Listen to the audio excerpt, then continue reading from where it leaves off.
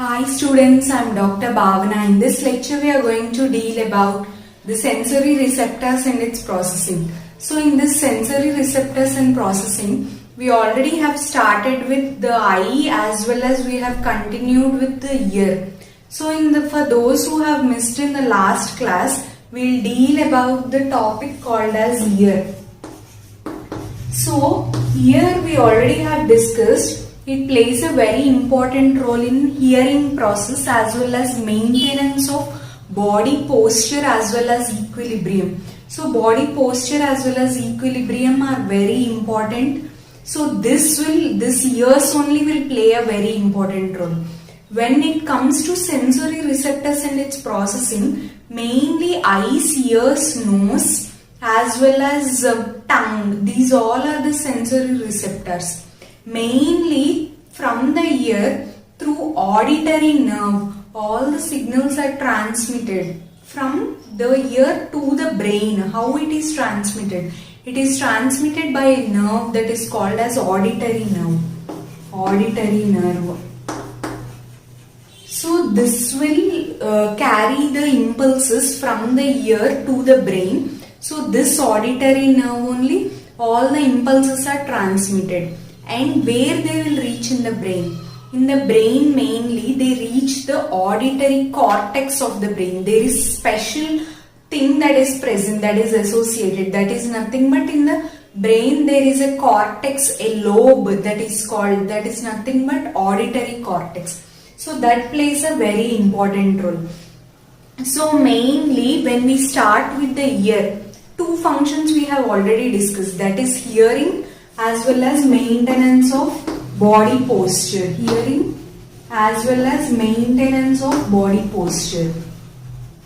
So for those who have missed the last class, I am going to revise you what are the we did in the last class. So first, these are the two important functions.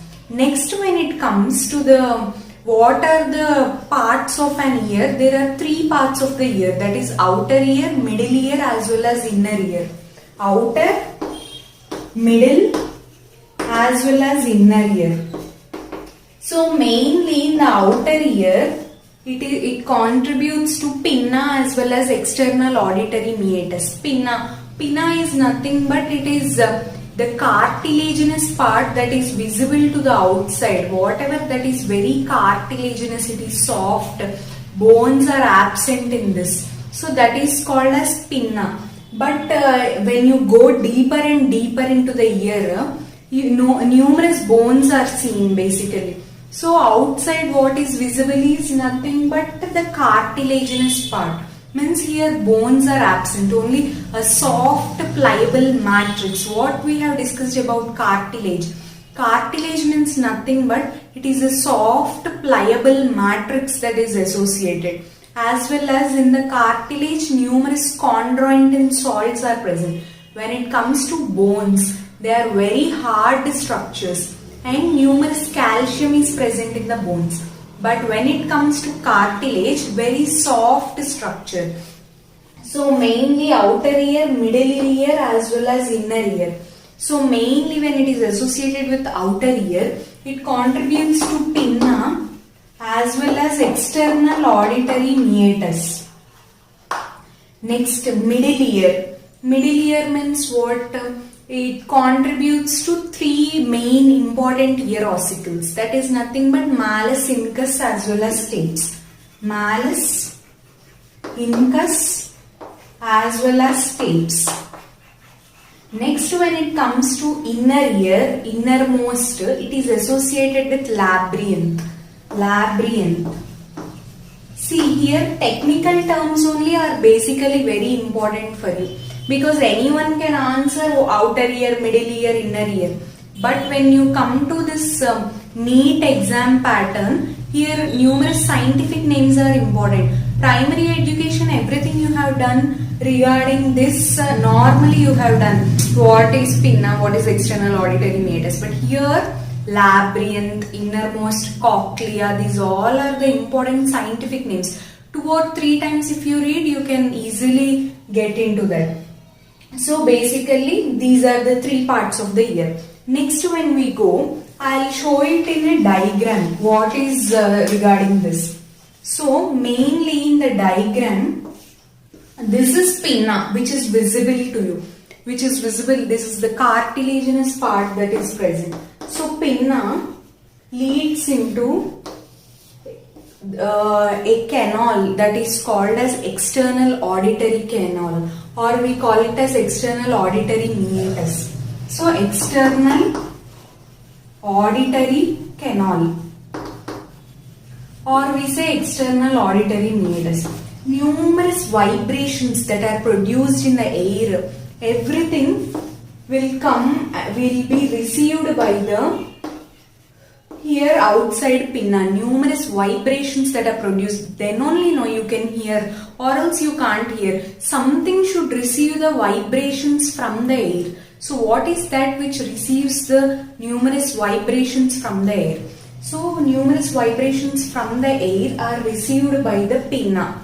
From the pinna, numerous waves, the impulses, everything are transferred from the ear through the external auditory canal, first into tympanic membrane. Tympanic membrane. So what is this tympanic membrane? First, tympanic membrane is also called as eardrum. Whatever the waves that are produced from the outside air, everything are transferred from the pinna to the external auditory meatus, and these waves here, they cause the vibrations in the eardrum. Numerous vibrations are produced. So when this eardrum vibrates, then the signals are passed deep into the middle ear. Middle ear means what are present? I told you there are 3 bones that are associated, or we can say 3 ear ossicles which are associated with it. So 3 ear ossicles means malleus, incus, stapes. Malleus, there is another bone, incus, as well as stapes. This is malleus, incus, stapes. Just remember it in an order, because that order is very important for you, because they'll ask you malleus is attached to it is attached to tympanic membrane, whereas stapes, it is attached to outer ear, outermost ear, innermost ear it is attached, stapes. When it comes to malleus, it is attached to outer side. So in an order it is important basically. Important neat question here it is asked, like malleus, incus, stapes. So in this malleus, incus, stapes, all the sound waves are received as well as transmitted to the inner ear. All the functions of all these parts are same. No need to get confused regarding this, because all the functions are receiving as well as transmitting, that's all. Only the main function of this tympanic membrane or eardrum is it little vibrates, that's all is the difference mainly. So this is the external auditory canal that is associated with it. So numerous waves are transmitted, whereas numerous fine hairs as well as wax secreting glands. So much wax as well as numerous hair is present in the ear. By that only all the foreign particles, everything which enter are cleared away, as well as you can hear very properly. How this all will happen?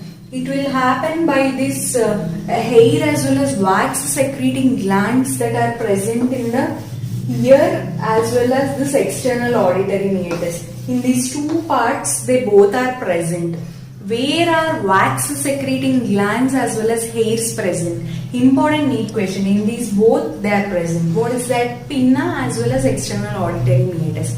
When it comes to tympanic membrane that is associated, in the tympanic membrane, it is covered with skin outside as well as mucous membrane inside. Means to the outer side, it is covered with skin. Proper normal skin it is covered. So it is covered with skin basically. Then when it comes inner side, it is covered with mucous membrane. Inner side it is covered with mucous membrane. So skin as well as mucous membrane that is associated with it. Only skin, mucous membrane. Here normally wax secreting glands as well as this hair is associated with it. So as we go deep, malleus incus 3 ear ossicles as well as smallest bones that are present in the ear. Next, when you come to innermost ear, here there is a semicircular structure that is present. That is nothing but, first we say it is labyrinth. Deep into it, a coiled structure is present. That is nothing but cochlea. Cochlea. So we have discussed about all these. We have discussed about pinna, external auditory meatus, then tympanic membrane. Go in an order, because important NEET questions, whatever they are asking recently is, here order is important, because they are shuffling the options like first outside pinna that everyone know. Here they are shifting basically. That is, tympanic membrane is present to the outside and external auditory meatus to the inside, as well as malleus incus. Then last it is cochlea. Like that, before they are putting labyrinth, like that numerous questions were asked based on this only. So here order of the, how from outer ear to the inner ear, order is important basically. So from the outside it is pinna, external auditory canal, then tympanic membrane, then malleus incus, then cochlea. Remember it in an order. Proper order I want to know regarding this. So this is about the ear. Then when you go deep into the labyrinth, as well as here one important point to remember is, there is one tube that is associated here. This is nothing but eustachian tube. You call it as eustachian tube. What is the use of this eustachian tube? It helps in equalizing the pressure on either sides of the tympanic membrane, on either sides of the eardrum, or on either side of the pharynx. Whatever the air that will enter, there should be some balance. Equalized pressure should be there. Equal pressure should be there between the two. How equalized pressure? That is by this eustachian tube only. What is the use of this eustachian tube, as well as where it connects? It basically connects to the pharynx, as well as it equalizes the pressure on either sides of the eardrum. That is the important question. Important question about eustachian tube means, first one they'll ask, equalize the pressure on either sides of the eardrum, as well as they will ask what it is associated with. Like eustachian tube means equalizes, first thing is equalizes the pressure, second thing is it is associated with the pharynx. These are the two important questions you should remember. So this is about the structure of an ear. When we go deep into the inner ear, there is more thing that to be learned. What is that is, it is associated with cochlea basically. So first, inner ear has two parts basically, inner ear. So in the inner ear basically, there is labyrinth as well as vestibular apparatus that is associated with it.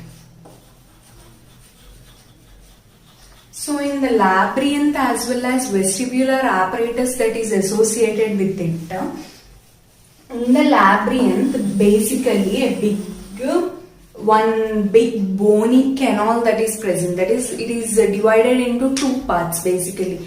That is nothing but bony labyrinth as well as membranous labyrinth. Bony as well as membranous labyrinth. So in this bony labyrinth, it is covered with a fluid. Fully it is covered with a fluid that is nothing but perilymph. Perilymph. This fully is called as bony labyrinth. Peri means outside. Labyrinth means fluid filled spaces. Anything that is called labyrinth means it is fluid filled space.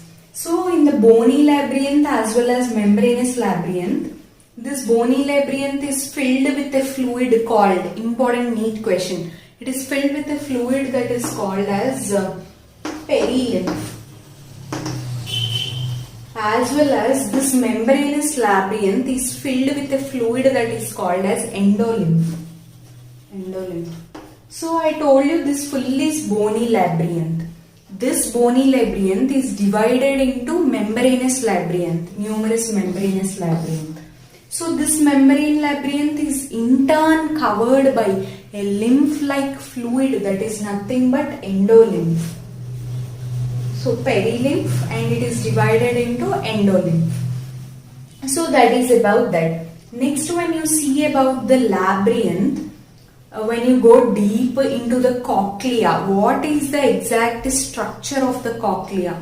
This cochlea is divided into three parts mainly.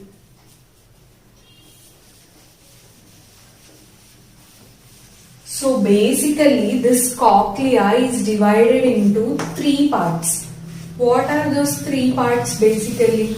It is scala vestibuli, then media, then tympani. Scala vestibuli, media, tympani. Scala, that is associated with it. Means you should get remembered about the ear itself. I already told you, kidney means renal. Anything that is related to renal, everything it comes under kidney. And I already told you anything about neurons, nephrons. I already told you how to remember. Anything that is related to skeletal system also, sarco. Anything that starts with sarco, prefix is sarco, means you should go with that skeletal muscle only. So like that, scala vestibuli or scala media or scala tympani. These are the three important parts you should remember. Again, you should remember it in an order only. Like vestibuli, media as well as tympani. These should be remembered in an order itself. Because the two structures which are connecting, numerous NEET questions were asked. Like where is the Reissner's membrane that is associated? This scala vestibuli as well as media, they are separated by a membrane that is called as Reissner's membrane. Reissner's membrane. Whereas media as well as tympani, they are separated by another membrane that is called as basilar membrane.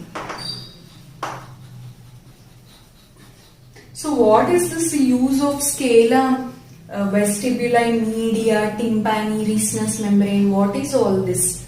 This all are useful. This is the inner structure of the cochlea, that is the innermost ear. So in this basilar membrane only there is a structure that is called as organ of Corti. Important, you should remember.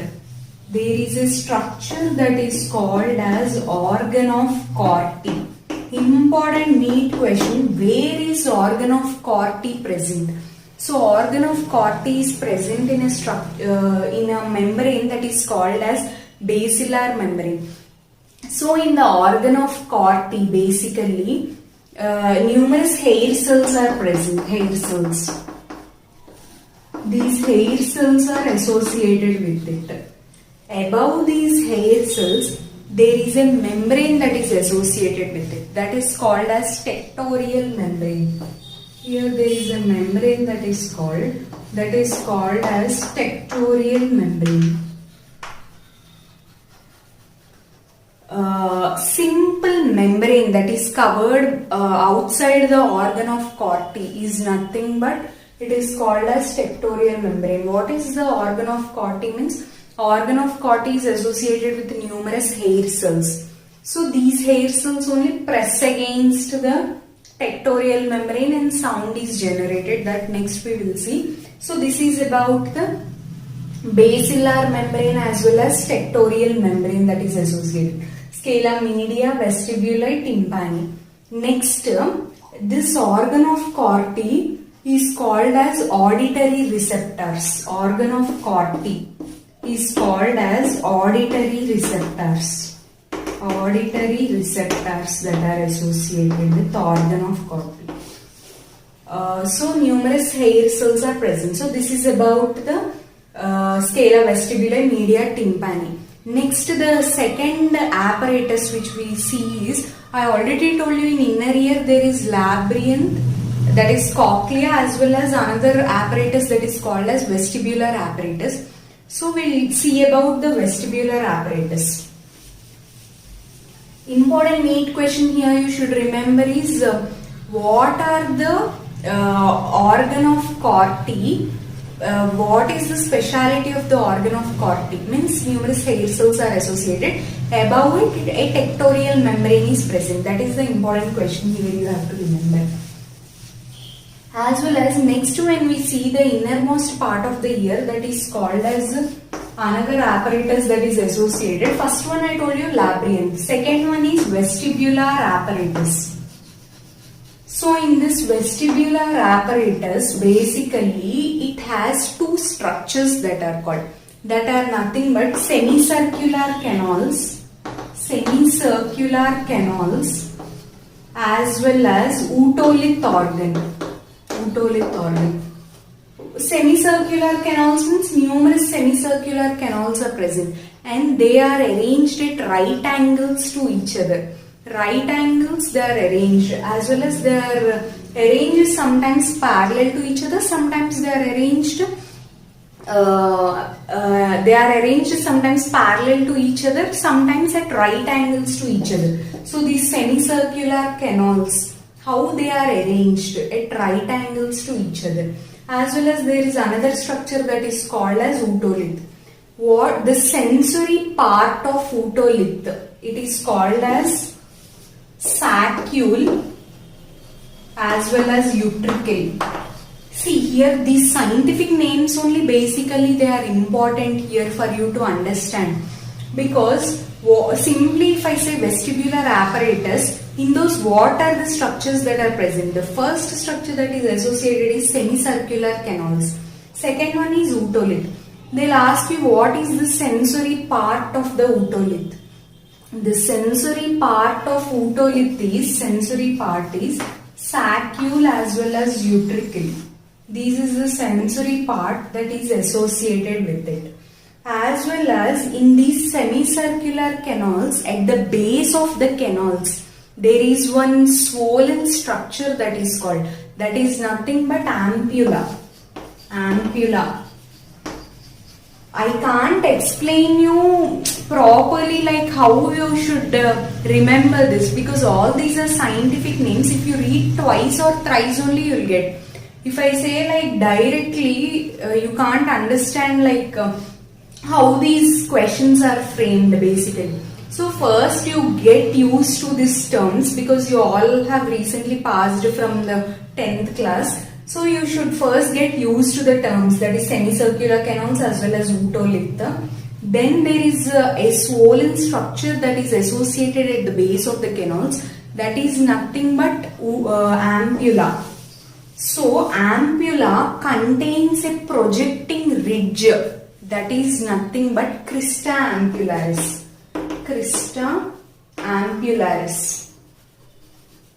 So in this crista ampullaris also numerous hair cells are present. Simple to remember. Ampulla, next crista ampullaris. Then here also there is one projecting ridge for saccule as well as utricle also. That is nothing but a projecting ridge that is called as macula. A projecting ridge is present, that is nothing but macula. So basically in these both, crista ampullaris as well as macula, both play a very important role in balance of our posture. That is, we will be slanting or something like that. That is all not happening. Why it is not happening? Because the balance of posture is maintained by two structures in the ear, that is called as macula as well as crista ampullaris. So here in this vestibular apparatus, no need to get so much confused. How you can easily remember is, in the vestibular apparatus there are two structures that are called, that are nothing but semicircular canals as well as otolith. So in the semicircular canals, they are arranged at right angles to each other. there is one swollen structure at the base of the canals that is called as ampulla. This ampulla contain a projecting ridge that is called as crista ampullaris, where hair cells are present. Another one in the otolith, again there is saccule as well as utricle. Here also they contain one projecting structure. Here also hair cells are present like crista ampullaris. So that is called as macula. So macula as well as crista ampullaris both contain hair cells. Simple to remember. These both only play a very important role in balance of posture of the body as well as equilibrium. So this is about the structure of the ear. Next we will see about the mechanism of hearing. Simple mechanism of hearing. So in this mechanism of hearing, basically from the pinna, that is from numerous vibrations are received from the ear to the ear through pinna. So this is pinna. From the pinna, they are transferred through those wax secreting glands as well as hair to the external auditory canal. From the external auditory canal, they are transferred through tympanic membrane.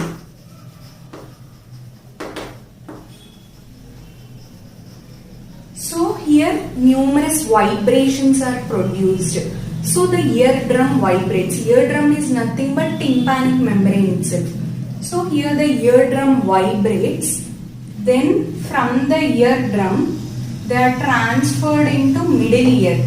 There is a 3 bones that are associated. Nothing but malleus, incus, stapes. Malleus, incus, stapes.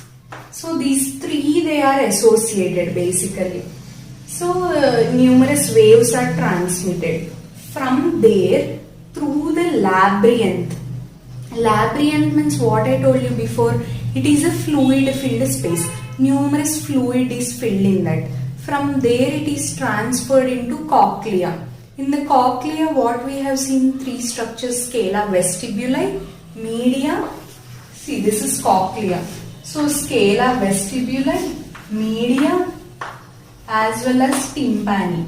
In these 3 structures basically, here a important structure I asked you to remember, that is on the basilar membrane. On the basilar membrane, what is the structure that is associated is nothing but organ of Corti. Organ of Corti. So in this organ of Corti basically a tectorial membrane is present, I told you. Numerous hair cells are present. So first this stapes is connected to the scala vestibuli of this is called as oval window, I already told you. This is called as round window. So when this is connected to this, when impulses are transmitted from malleus, incus, stapes into the scala vestibuli, here lymph it is filled. Numerous perilymph is filled. So there will be ripples that are produced. Numerous ripples. Ripples means nothing but bubbles type thing are produced. Then this organ of Corti gets activated. When this organ of Corti gets activated, numerous hair cells will get pressed against this tectorial membrane. First, here ripples are generated in scala vestibuli because it is filled with lymph fluid it is filled. So that's why numerous ripples are generated. From the ripples, they are transferred, those ripples are transferred into the basilar membrane. This basilar membrane contains organ of Corti, which contain numerous hair cells. So these hair cells get pressed against the tectorial membrane. When this gets pressed against the tectorial membrane, numerous impulses are generated. How these impulses are transmitted to the brain is in the starting of the class I have told you. That is nothing but auditory nerve. So this auditory nerve transmits to auditory cortex of brain.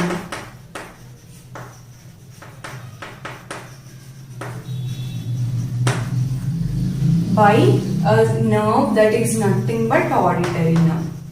Like this only numerous impulses are generated as well as numerous waves are produced, and the brain will recognize the numerous vibrations as well as sounds that are produced in the ear, and then you can hear properly and communicate with the other parts of the brain. So this is the mechanism of vision. This is the mechanism of hearing actually. So first, mainly from the external auditory, from the pinna, numerous air vibrations are dragged into this pinna and then into the external auditory canal, then into tympanic membrane, malleus incuscatus, then into cochlea.